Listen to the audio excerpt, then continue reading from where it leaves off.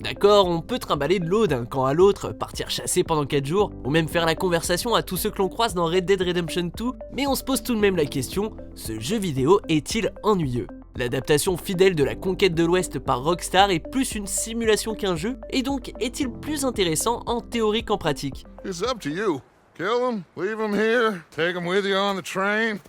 Just make sure they don't send no folk after us. Okay. See you back at camp. Nous publions de nouvelles vidéos chaque jour, alors abonnez-vous et activez la petite cloche pour votre dose quotidienne de Watch Mojo. Vu les prouesses de Rockstar en la matière et les jeux en monde ouvert très divertissants qu'ils nous ont offerts, on a du mal à réaliser qu'on pose cette question. Pourtant, beaucoup de gens et un petit cercle de critiques trouvent ce jeu trop fade, trop lent et trop méthodique. C'est l'avis de pas mal de monde sur Metacritic par exemple. Certains se plaignent du monde très porté sur la simulation de Red Dead 2, qui est bien plus lent que les autres jeux du style Grand Theft Auto, et que ce rythme paraît contre-intuitif dans un environnement en monde ouvert. En plus, son histoire est très importante et il y a donc une tonne d'exposition dès le début, avec une introduction et une série de tutoriels qui semblent ne jamais finir. Et certains sont frustrés de ne pas pouvoir se défouler tout de suite.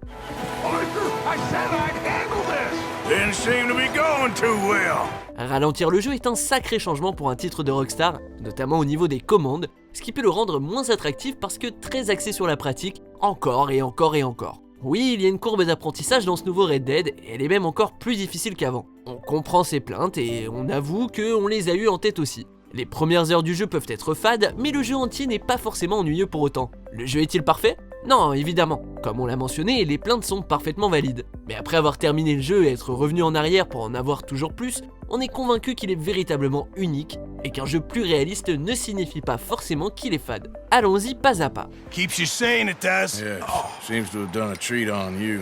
D'abord, le rythme de ce jeu est totalement voulu, et n'est pas un bug ou une erreur. Non, on n'a pas un GTA 6 comme certains l'auraient voulu, et il ne ressemble à aucun autre jeu de Rockstar. Mais c'est aussi ce qu'on aime, il rejette les conventions du monde ouvert. Le jeu atteint son apogée quand on ne se précipite pas et qu'on n'enchaîne pas les missions pour atteindre la fin au plus vite.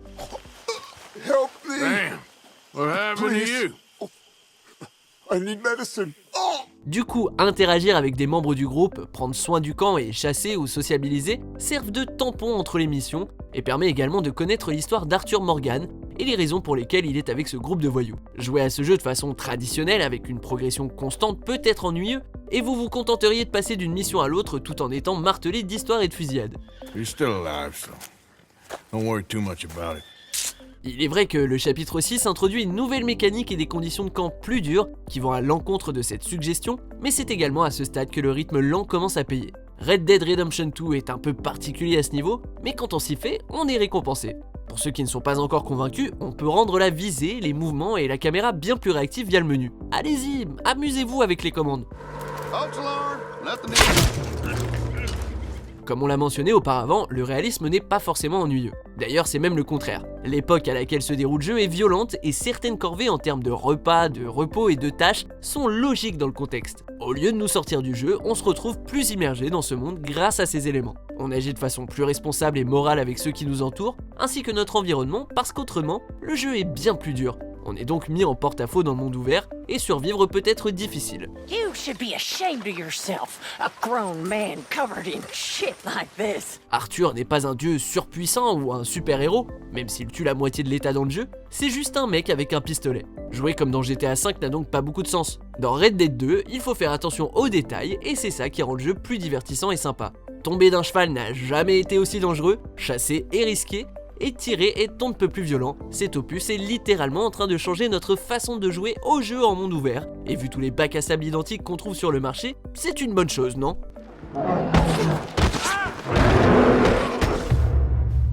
En plus, ce monde ouvert très vaste paraît bien plus vivant et rempli que d'autres tout aussi récents. Si vous n'êtes pas fan du rythme lent du jeu, vous pouvez vous rabattre sur tout un tas d'autres choses. La chasse, la pêche, les paris, les vols et le loot, la chasse au trésor, les easter eggs à trouver, etc. Ces actes sont presque toujours reliés à l'histoire et ne sont pas de simples tâches, et vous pourriez trouver la prochaine mission de cette façon. Même parler avec une personne au hasard dans une ville aléatoire peut vous donner de nouveaux détails sur une mission ou une quête, et rendre ainsi les rencontres avec les PNJ mémorables, pleines de sens et même essentielles au jeu.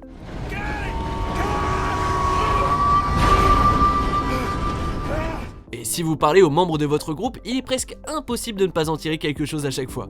Une petite information ou un petit objet qui va renforcer la narration. On peut très facilement se laisser emporter, surtout que le jeu contient certains des personnages les mieux développés de toute l'histoire du jeu vidéo. L'histoire et les personnages tapent dans le mille avec leurs contes épiques autour de la conquête de l'Ouest, et les personnages tels que Dutch et Arthur ressemblent à des versions modernes de Pike Bishop, Deke Thornton, Frank et Harmonica, ou encore d'autres duos géniaux de western. D'ailleurs, Dutch est même le portrait craché de Bill le Boucher dans le film de Scorsese Gangs of New York. Give him to the law. See he gets a good education.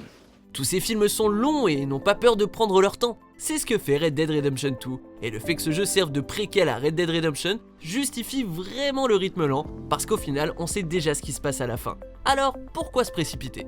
Ce qu'on ignore c'est comment on en est arrivé là. Du coup, les détails et la minutie de Red Dead 2 prennent une toute nouvelle importance en termes de narration. You're a real gentleman, you know? Sometimes, maybe. Au final, on vous recommande de savourer le rythme du jeu parce qu'il tente d'innover. Il cherche à révolutionner les mondes ouverts de la même façon que Breath of the Wild, et c'est une excellente chose, même si ce n'est pas forcément votre truc. Tout le monde n'est pas fan, mais c'est pas grave. Pour nous, les missions du jeu auraient pu nous laisser plus autonomes un poil plus tôt. Mais qu'on le veuille ou non, Red Dead Redemption 2 est un énorme pas en avant pour les jeux vidéo en monde ouvert, et l'avenir nous paraît radieux.